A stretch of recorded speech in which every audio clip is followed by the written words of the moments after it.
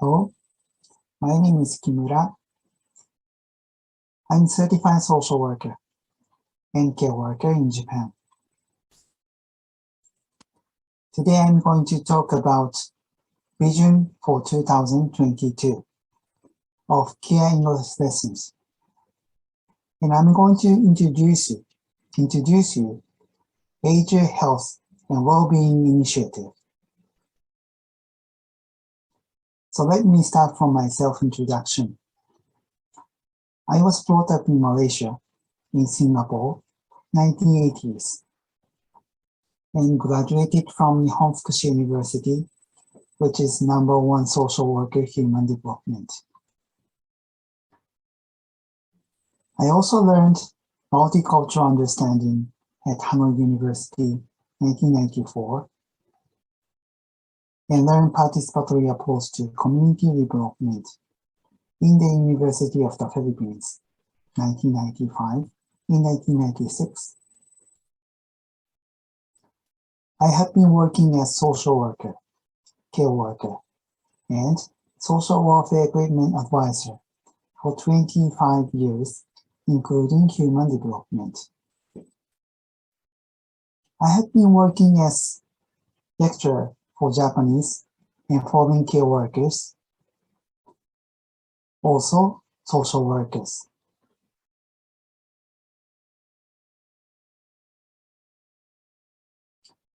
So, do you know Asia Health and Wellbeing Initiative?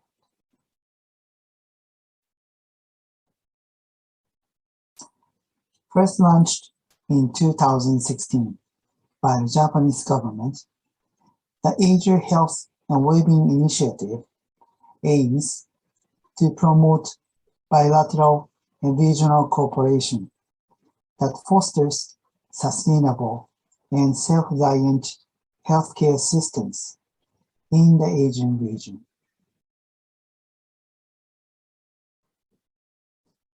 The goal of the initiative is to create vibrant and healthy societies where people can enjoy long and productive lives, and to contribute to regions' sustainable and equitable development, as well as economic growth.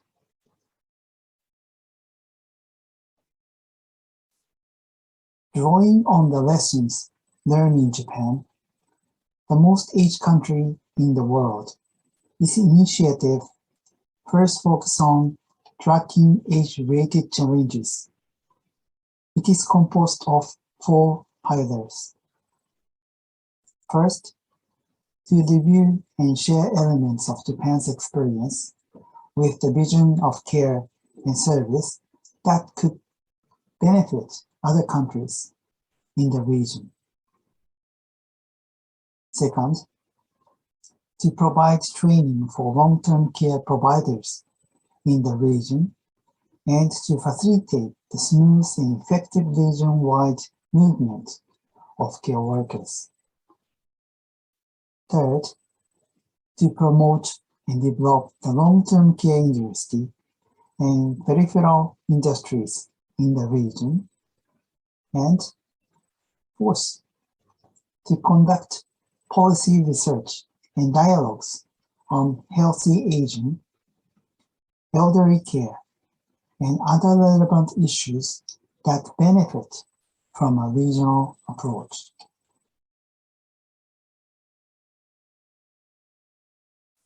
This is Japanese in Japanese.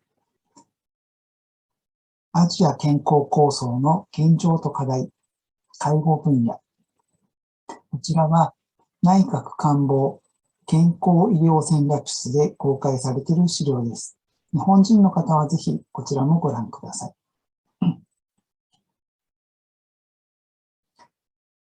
So these are the subjects to achieve the project. First, Japanese language training before departure. Second, personal exchange among medical and care professionals in Asia.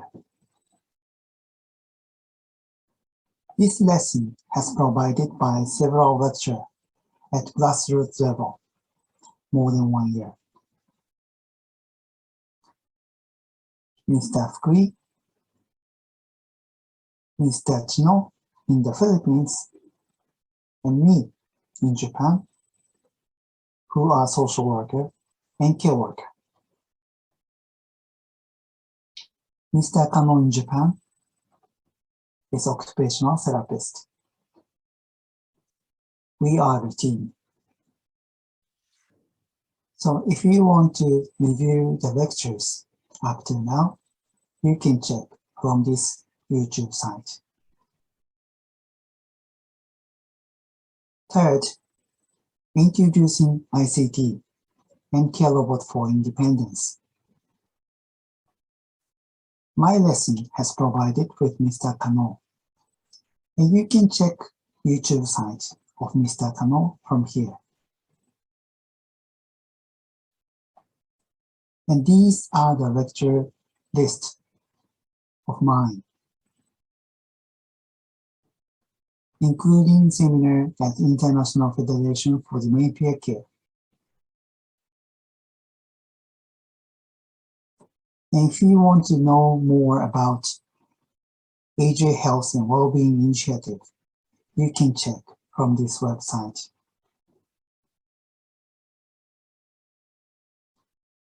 So I want to watch the video, Aging in Asia, at introduction.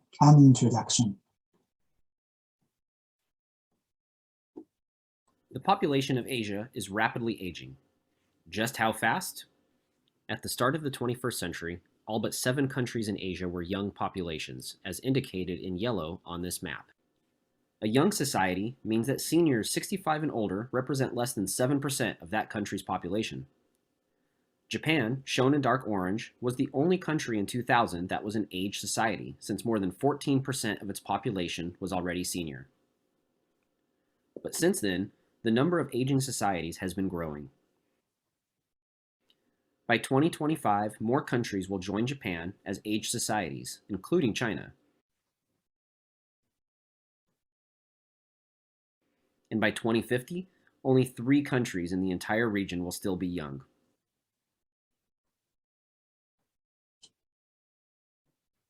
A dozen will have reached the super age stage, where more than 21% of the society is 65 or older. This rapid shift will have serious implications for societies and governments in the region.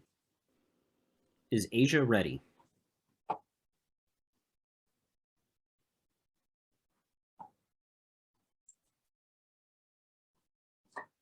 So what do you think? Is Asia ready?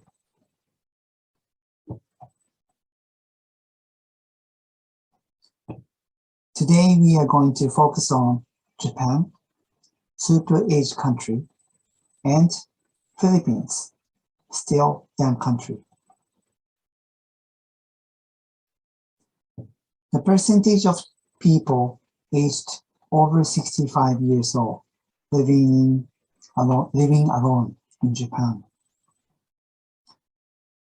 More than 20, partly 25% in 2015, and now it's higher than this.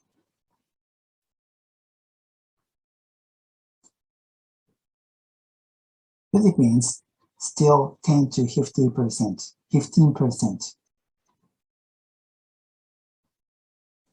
This is another data. Number of years for share of population age over 65 years old to increase from 7% to 14%.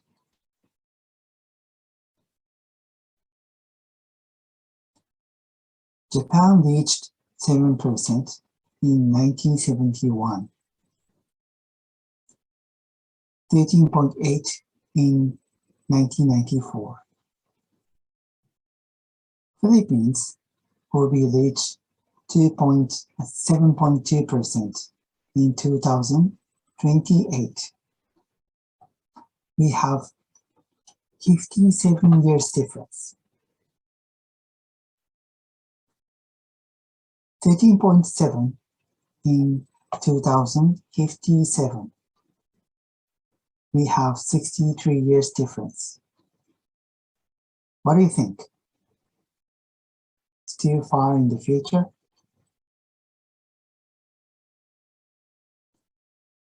But please check this data too.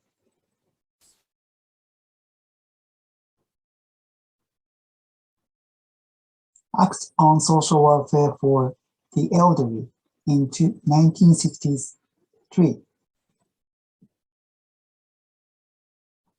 Certified Social Worker and Certified Care Worker Act in 1987. Japan has started from 1963. And long-term care system started in 2000.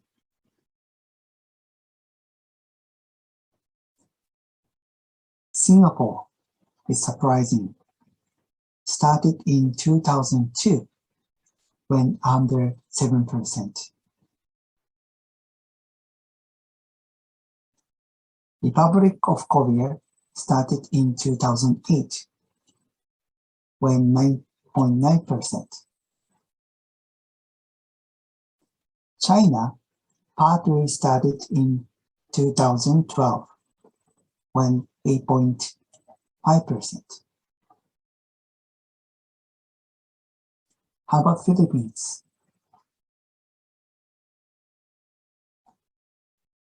When is the best time to start preparing care system in the Philippines?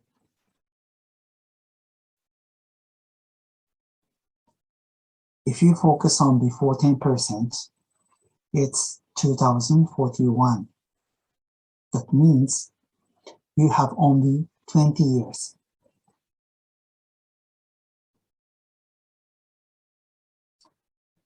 In these 50 years, Japan learned knowledge and skills from Western countries.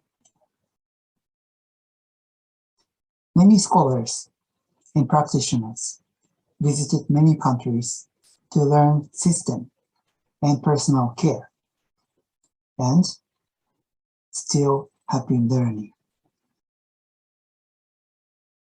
Of course, Japan changed them to Japanese style based on our culture and value, but which took for a long time. In these 10 years, Japan started to introduce our knowledge and skills to Asian countries. We hope you learn from us, not only success for example, but failure as well. This is also another data. Life expectancy vs. health adjusted life expectancy at 60 years old. Japan and Philippines, there is 10 years difference. So you can learn about medical and care system to live long healthy. Also, you can see the importance of food, cultural events, and social participation for aged, which is important element.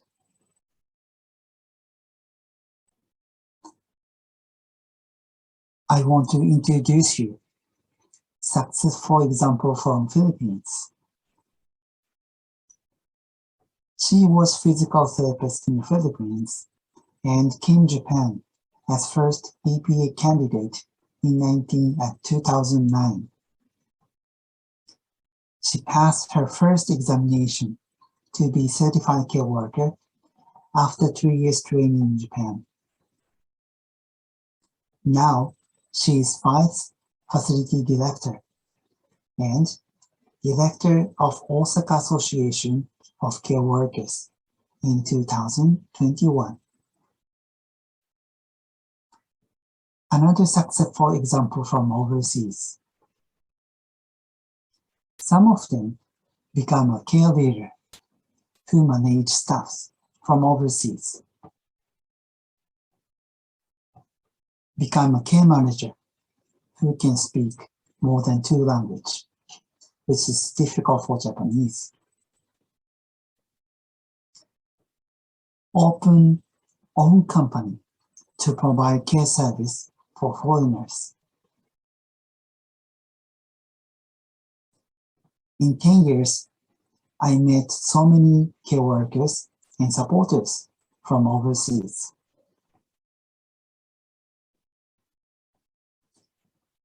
We welcome your talent skills, which are love for family members, respect traditional culture and religion, important attitude, language and communication, multicultural understanding, positive thinking, entertainer, by singing and dancing, and presentation, which are also very important knowledge and skills. And we Japanese should learn from you. Chance for future. In Japan, you'll be a leader of care workers, including foreigners.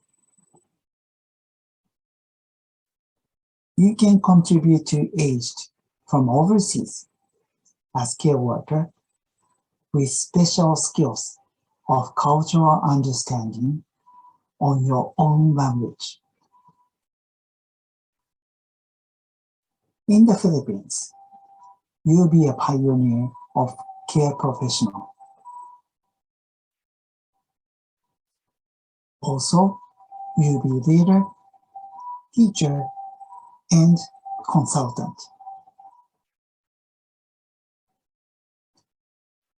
We welcome you to come Japan. We will continue providing you to learn knowledge and skills of Japanese care style before your departure. Thank you very much for listening. ここからは外国人介護職受け入れ施設の皆さんへのお願いです。日本の介護の魅力を海外に発信しましょう。EPA と技能実習制度の目的は、人手不足解消ではなく、技術移転です。その実現のためには、日本人自らが介護現場の処遇改善を行い、魅力的な介護環境を整備することが前提です。そして、外国人介護職を受け入れるということは、技術移転ができるだけの知識、技術、態度、経験、実績がすでにあるということです。日本で学ぶ魅力を国内の外国人介護職だけではなく、これから来日を予定している方々に発信しませんか？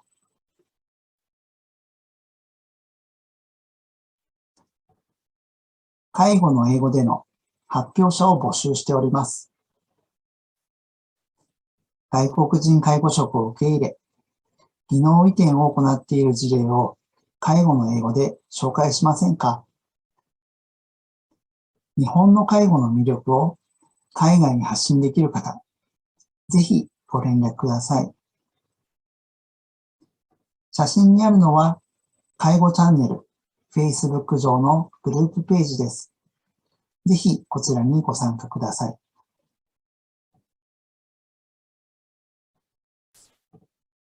英語に自信がなければ日本語でも可能です。これは株式会社超福祉コンサルティングさんが主催しているワールドケアカフェのホームページです。ぜひこちらでも発表いただける方をお待ちしております。ご清聴いただきましてありがとうございました。